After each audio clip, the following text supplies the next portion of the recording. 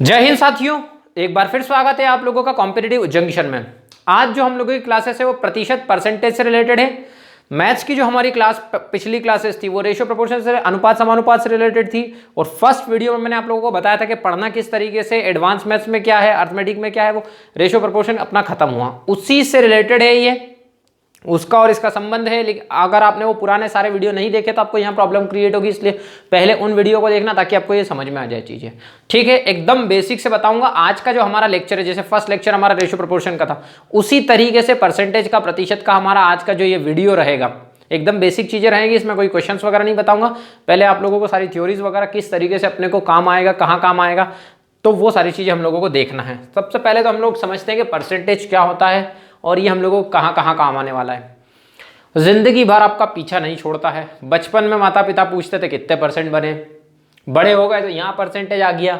तो मेरे प्यारे दोस्तों, पहले तो ये समझो कि परसेंटेज अपने को कहाँ कहाँ काम आता है। परसेंटेज अपने को यहाँ काम आएगा, एसआई में अपने को काम आएगा, सीआई में अपने को काम आएगा, प्रॉफिट लॉस में अपने को काम आएगा, डीआई में अपने को काम आएगा, टाइम एंड वर्क में अपने को काम आएगा। तो इसी के बेसिस पर ये सारे टॉपिक है, इससे अलग कुछ भी नहीं है।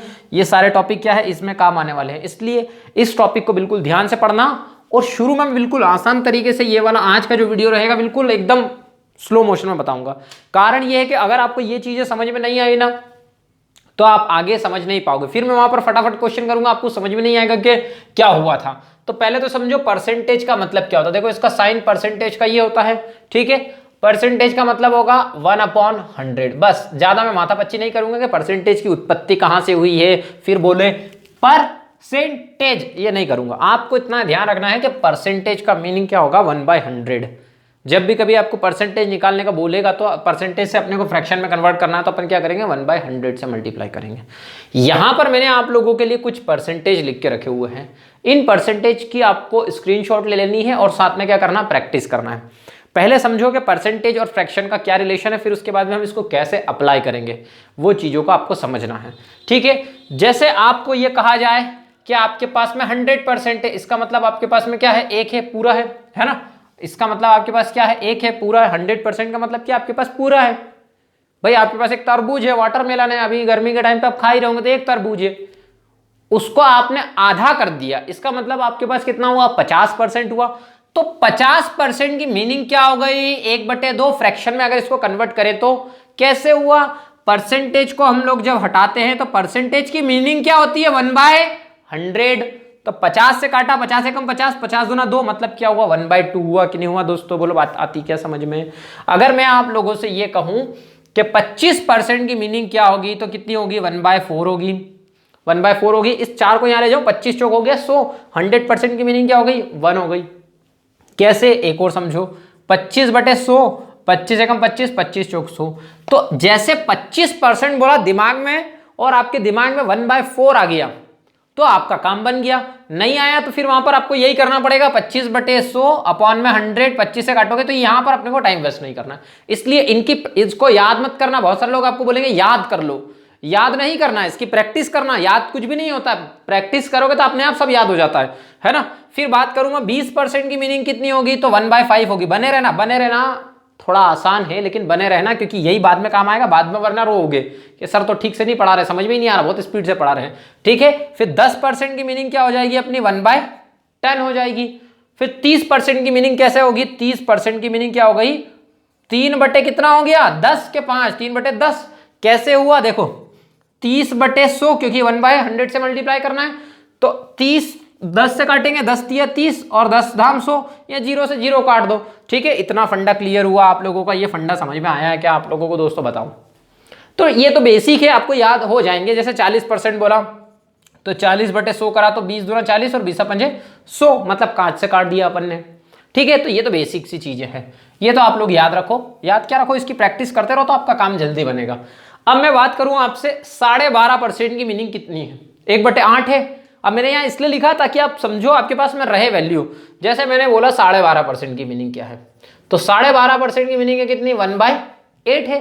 12.5% की मीनिंग 1/8 है। तो कैसे, देखो 12 दूना 24 और 1 25, 25/2, 25/2 हुआ। और ये परसेंटेज का क्या लिखा, 1/100। और 25 से कम 25 और 25 चौके सो 4 2 जा 8, 4 दूना 8 मतलब 1/8 हुआ। ये बेसिक, ये कक्षा 4 का क्वेश्चन है। कक्षा 4 में आते थे ऐसे क्वेश्चन। जैसे आपको लिखा रहता था 2 सहित 1/3, तो आप क्या करते थे 2 × 3 + 1/3, 3 2 जा 6, 7 बाई कितना हो गया 3 हो गया। अरे हुआ कि नहीं हुआ दोस्तों? अभी थोड़ा आसान, इसीलिए स्लो मोशन में बता रहा हूं ताकि आपको चीजें समझ में आए, क्लियर हो फंडे, वरना आगे जाके आपको दिक्कत आने वाली। तो आपके दिमाग में ये सब करना नहीं है, ये प्रैक्टिस करना है घर पे अपने। 12.5% बोला मतलब क्या? 12.5% की मीनिंग कितनी हो गई 1/8 हो गई। 12.5% की मीनिंग कितनी 1/8। आगे देखे 14 सहित 2/7% की मीनिंग कितनी दे रखी 1/7। तो देखो कैसे 14 सत्ते 98, टेबल याद नहीं है 20 तक याद करो तो काम बनेगा। 14 सत्ते 98 और 2 कितना हो गया 100, अपॉन में कितना 7 और परसेंटेज हटाया तो कितना 1/100, 100 से 100 कैंसिल, कितना बचा 1/7। तो आपको ये वहां करना नहीं है, आपको जैसे ही 14 सहित 2/7% दिखा, 14:2/7% दिखा, इसका मतलब 1/7 होता है। ये आपके दिमाग में आना चाहिए। अगर नहीं आता है तो टाइम लगेगा, हो तो जाएगा लेकिन थोड़ा सा टाइम लगेगा। जैसा आपको उचित लगे, आपको ज्यादा टाइम लगाना तो ज्यादा टाइम लगाइए या प्रैक्टिस कर लीजिए आप चाहे तो। एक और समझो इसको, 16 सहित 2/3% की मीनिंग क्या है देगा? 16 सहित 2/3% दिखा मतलब आपको 1/6 दिखना चाहिए, दिमाग में आना चाहिए। ठीक है, तो 16 दूना 32, 16 × 48 और 2 50 बटे कितना हुआ 3 हुआ। मल्टीप्लाई किया किससे 1/100 से, तो 50 से काटा कितनी बार 2 बार, तो 3 दूना कितना हो गया 6। बोलो फंडा क्लियर हुआ? समझ में आया किस तरीके से हो रहा है ये? तो ये क्या हो गया, इसकी फ्रैक्शन वैल्यू हो गई। एक बार वो वाला भी समझ लो, 11 सहित 1/9%, तो 11 में 9 का मल्टीप्लाई किया 99 आया, एक जोड़ा कितना हुआ 100, 100 अपॉन कितना हो गया 9, मल्टीप्लाई क्या किया 1/100, तो फ्रैक्शन में कन्वर्ट हो गया 100 से 100 1/9 आया। बोलो बात आती क्या समझ में दोस्तों? हुआ फंडा क्लियर? आई थिंक हो गया होगा। एक और समझ लो, 9/11 कितना हो गया 11 नमकीन 99 और एक 100 बटे कितना हो गया 11 अपॉन में कितना 1/100 हो गया। 100 से 100 कैंसिल, बचा कितना 1/11। तो 9 सहित 1/11% दिखे तो आपके दिमाग में 1/11 आना चाहिए। नहीं आएगा तो टाइम लगेगा। ठीक है, ये कुछ इंपॉर्टेंट वैल्यूज है, ये जितनी भी इंपॉर्टेंट है, ये वाली वैल्यू तो एटलीस्ट आपको याद होनी ही चाहिए। इसी से रिलेटेड बहुत सारे क्वेश्चन बनते हैं। अब ये क्या है सर, आपने ये क्या फंडा लिख रखा है ग्रुप 1, ग्रुप 2, ग्रुप 3, ग्रुप 4? ये आपकी प्रैक्टिस के लिए है फ्रेंड्स। कैसे आपको प्रैक्टिस करनी है मैं बताता हूं। देखो, एक समझाऊंगा, बाकी 3 आप घर पे प्रैक्टिस करना।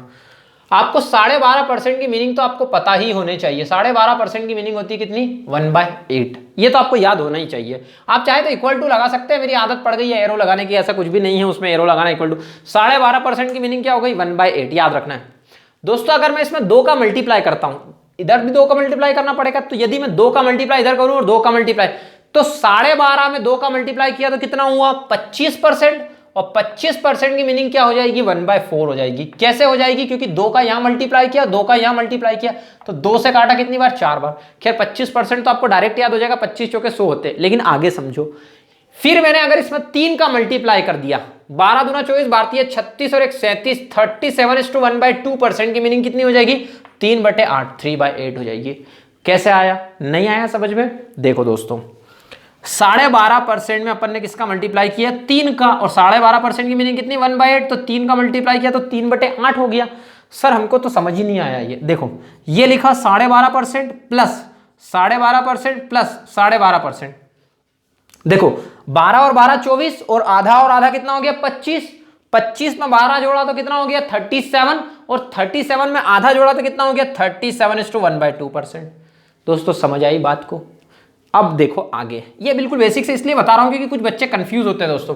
अब ये 12.5% में 2 का मल्टीप्लाई किया तो 25 आया, 12.5 में 3 का करा तो कितना हुआ 37%, मतलब 3/8। अगर मैं 12.5 में 4 का मल्टीप्लाई कर दूं, 12.5% में 4 का मल्टीप्लाई कर दिया मैंने, परसेंटेज साथ में रखना, हाँ भूल नहीं जाए, ये 4 का मल्टीप्लाई किया तो ये कितना हुआ 4/8। इसी में करना है, इसी को याद रखना है। तो 12.5 और 12.5 कितना हो गया 25 हो गया। तो देखो ये कितना हो जाएगा 12 चौक 48, और आधा मिला के 1, आधा और आधा मिला के 1 हो गया, तो कितना हो गया 50%। तो 50% की मीनिंग क्या हो गई 4 एकम 4, 4 दूना 8, तो 1/2। खैर ये तो आपको डायरेक्ट याद रखना है, लेकिन ये आया कि नहीं इससे?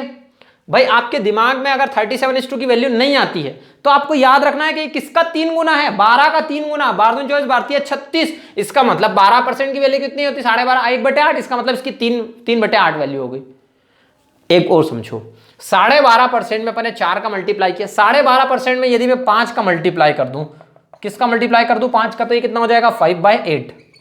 अब 12 पंजे कितना होता है 60, और 4 बार आधा करेंगे तो 2 हो जाएगा 62, तो 62.5% हो गया, 62.5% हो गया। तो कितनी हो गई इसकी 5/8। भाई 12 पंजे कितना हुआ 60, और 5 आधे आधे हैं, तो 4 आधे से कितना हो गया 2, और एक आधा बचा हुआ है, तो कितना हो गया 62.5%। तो इसकी वैल्यू कितनी होगी 5/8। अब आपको ये याद रखना नहीं है, ये नहीं याद रखना है, आपको ये देखना है कि 12.5% की मीनिंग कितनी 1/8। ये कितना है इसका 5 गुना 12 पंजे 60, तो इसकी वैल्यू कितनी होगी 5/8। तो फटाक से आपके दिमाग में आएगा, रटना नहीं है, मैं पहले ही बता रहा हूं आप लोगों को, ये चीजें रट नहीं पाओगे आप, ये प्रैक्टिस से होगी। अगर आपने रटने की कोशिश की तो रट नहीं पाओगे। 5 से मल्टीप्लाई किया, अब अपन 6 से मल्टीप्लाई कर देते हैं।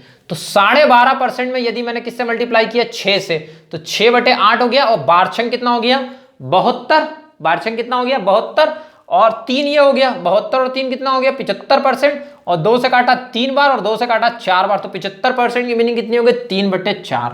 क्या 75% तो आप डायरेक्ट भी निकाल सकते हो कि 25 या 75 और 25 चौके 100। अब देखो दोस्तों 12 में यदि मैं किसका मल्टीप्लाई कर दूं, कितने का करा था अभी अपन ने 7 का करा था कि 6 का करा था, 8 का कर लो, 7 का कर लो, 12 12.5% इंटू 7 करेंगे तो कितना हो जाएगा 7/8। 12 सत्ते 84, 84 और 3 कितना हो गया 87, और आधा ये बचा 87:1/2% की मीनिंग कितनी हो गई 7/8।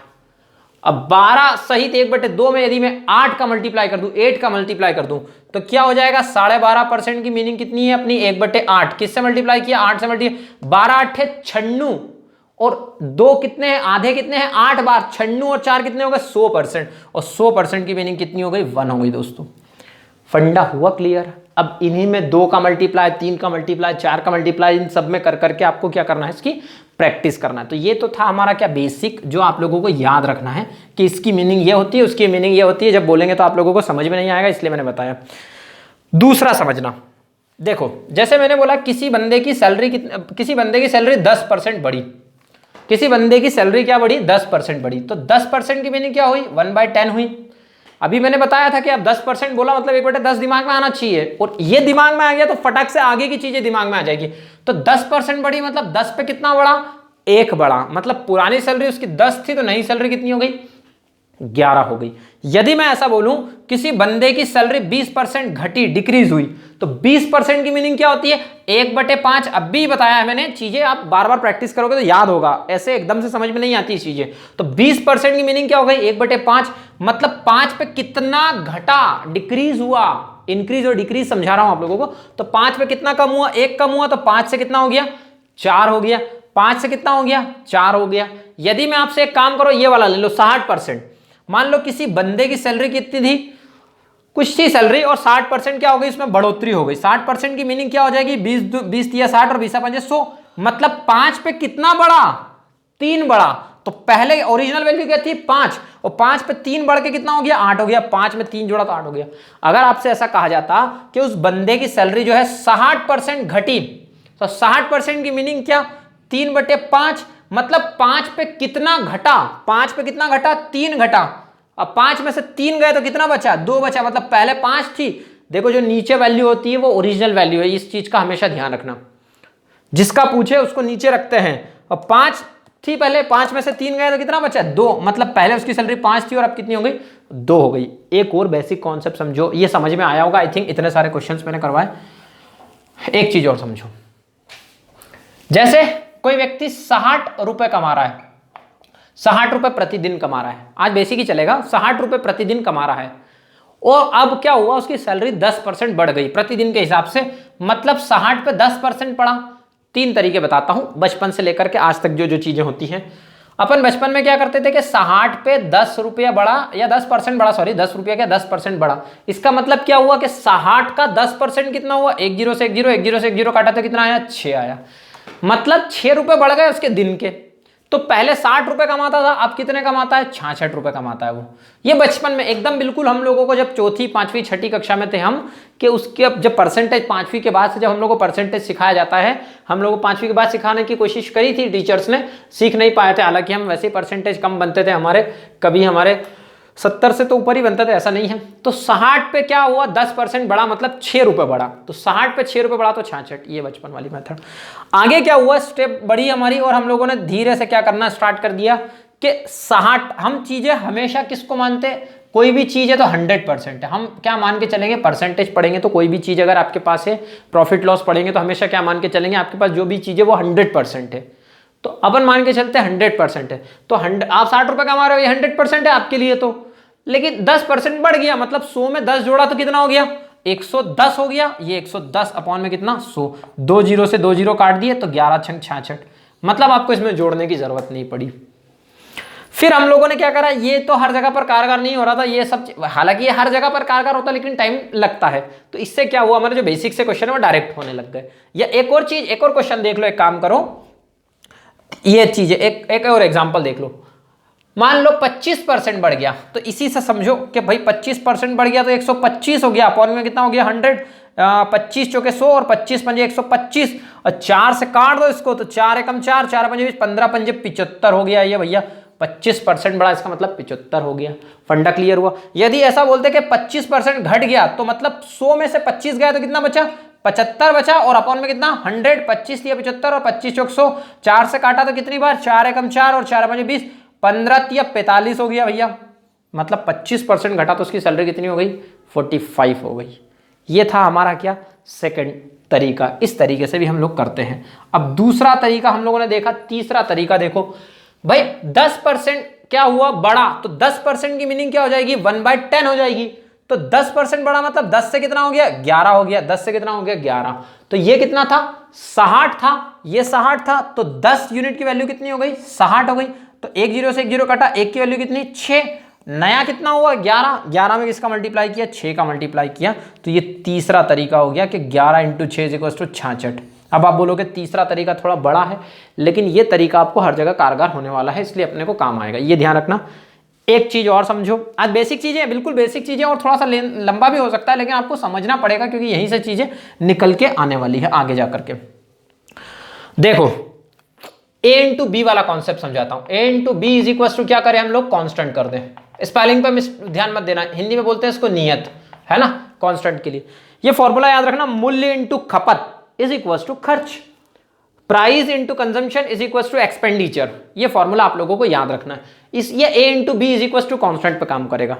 एक एग्जांपल देता हूं मैं, यदि आप मूल्य को क्या कर दोगे, बढ़ा दोगे, तो कंजम्पशन क्या हो जाएगा, कम हो जाएगा।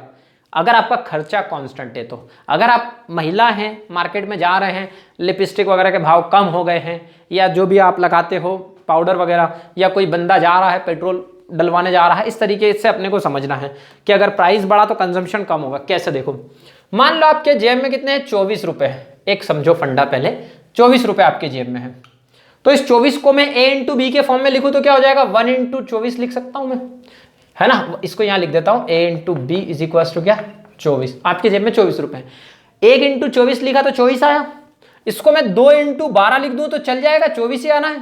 इसको मैं 3 इंटू क्या कर दूं, 8 लिख दूं तो कितना आएगा, 24। इसको मैं 4 इंटू 6 लिख दूं तो क्या आएगा, 24 आएगा। अब समझना, अगर आपने a को बढ़ाया बढ़ाया बढ़ाया तो b क्या हुआ, घटा घटा घटा। मतलब आप यदि एक वैल्यू को बढ़ा रहे हो तो दूसरी वैल्यू क्या होती है, घट जाती है। दूसरी वैल्यू क्या होती है, घट जाती है। समझना कैसे, देखो भैया, 1 से आपने क्या कर दिया, 1:2 हो गया, और इधर क्या हो गया, 24:12 हो गया। तो 12 दूना 24 और 12 एकम 12, ये 2:1 हो गया। इसका मतलब आपने a को बढ़ाया तो b क्या हो गया, उल्टा हो गया, तो 2:1 आ गया। भैया अगर आपने 2 से 3 किया तो ये लिखा 2:3, तो ये 12 से कितना हो गया, 8, 12:8 कर दिया, 4 दूना 8, 4 तिया 12, मतलब उल्टा हो गया। 2:3 था तो कितना हो गया, 3:2 हो गया। एक और समझ लो, 3:4 था हमारा ये, तो ये कितना हो गया, 8:6। तो 2 से काटा 3 बार और 2 से काटा 4 बार, तो 3:4 से क्या हो गया, 4 हो गया। तो मूल्य इंटू खपत वाला हम लोगों को यहां पर याद रखना है। जैसे समझो, अब ये कांस्टेंट तरीके से मैंने आपको समझाया। ये देखो, ये हो गया हमारा मूल्य इंटू खपत इज इक्वल टू क्या हो गया, हमारा खर्च, ठीक है। Price into consumption is equal to expenditure. भैया आप मार्केट गए आपको चाहिए भिंडी, और आप भिंडी के बहुत शौकीन हो, आप हर दूसरे दिन भिंडी खाते हो, और आपके जेब में हमेशा ये रहता है कि आपको किसी भी कंडीशन में क्या करना है, 50 रुपए से ज्यादा की सब्जी नहीं खरीदना, आपके कांस्टेंट है, आपके जेब में 50 रुपए है। ठीक है भैया, 50 रुपए आपके जेब में। अगर आपसे ये कहा जाए कि भिंडी जो है क्या किलो है, 5 रुपए किलो है, भैया प्राइस क्या दे रखा है, 5 रुपए पर केजी, 5 रुपए पर केजी। या एक काम करो, आप इसको मान लो कितना, 10 रुपए पर केजी, थोड़ा आसान करते हैं इसको, 10 रुपए पर केजी। अगर आपसे ऐसा कहा जाए कि 10 रुपए पर केजी है, तो आप कितनी भिंडी खरीद पाओगे, 5 किलो भिंडी खरीद पाओगे, 5 किलो भिंडी खरीदोगे, 10 पंजे 50। आप अगले दिन गए, आप भिंडी के शौकीन हो क्योंकि आप अगले दिन गए। बहुत सारे बच्चे बोले रोज भिंडी खाएंगे क्या, अरे एक दिन छोड़ के चले जाना यार, 2 दिन छोड़ के चले जाना, है ना, इतना रायता नहीं फैलाना। तो 5 किलो भिंडी आप खरीद पाए, 5 केजी आपने भिंडी खरीद ली। आप अगले दिन गए तो उसने बोला भिंडी क्या भाव बढ़ गया, अब आप तो 50 रुपये ही, आप तो 50 रुपये से ज़्यादा खर्चा करना नहीं चाहते हो। आपने कहा एक काम करो, चलो ठीक है आपका मेज़ है तो आपको भिंडी तो लेना पड़ेगी। तो उसने कहा कि भिंडी भैया 10 रुपये किलो नहीं, बल्कि क्या किलो हो गई है, 25 रुपये किलो हो गई है, 25 रुपये किलो कर दी उसने डायरेक्टली। आप भिंडी कितनी खरीद पाओगे, 2 किलो, 2 किलो भिंडी खरीद पाओगे आप। तो भैया अगर आपने क्या करा, मूल्य को बढ़ाया तो खपत कंजम्पशन क्या हो गई, घट गई। लेकिन अगर आपका मूल्य कम है तो खपत क्या है, सॉरी क्या हो गया, 10 रुपए किलो थी तो आप ज्यादा भिंडी लेके आ पा रहे थे, और 25 रुपए किलो कर दिया तो भिंडी कम लेके आ रहे हैं। इसका मतलब ये हुआ, ये 10 से कितना हो गया, 25 हो गया, और इसका मतलब ये 5 से कितना हो गया, 2 हो गया। तो 5 से काटा, 5 दूना 10 और 25 कितना, 25, तो 2:5 था, तो क्या हो गया, उल्टा हो गया, 5:2। अब इस तरीके के क्वेश्चंस मैं आप लोगों को करवाऊंगा आगे। इसी तरीके के जो क्वेश्चंस होंगे वो हम लोग आगे जाके, अब हमारा जो कल का वीडियो रहेगा दोस्तों वो इसी पर बेस्ड रहेगा। अपने को इस तरीके से करना है। एक और फंडा समझो, जैसे एरिया इज इक्वल टू क्या होता है, लेंथ इनटू ब्रीथ। यदि आप लेंथ को बढ़ाओगे तो ब्रीथ क्या हो जाएगी, कम हो जाएगी, और यदि आप ब्रीथ को बढ़ाओगे तो क्या होगा, लेंथ कम होगा। इस टाइप से क्वेश्चंस रहेंगे दोस्तों। तो आज का वीडियो हो सकता हो कि थोड़ा सा लेंथी हो गया, लेकिन दोस्तों ये समझना बहुत जरूरी था, इसके बिना आपका काम नहीं बनेगा।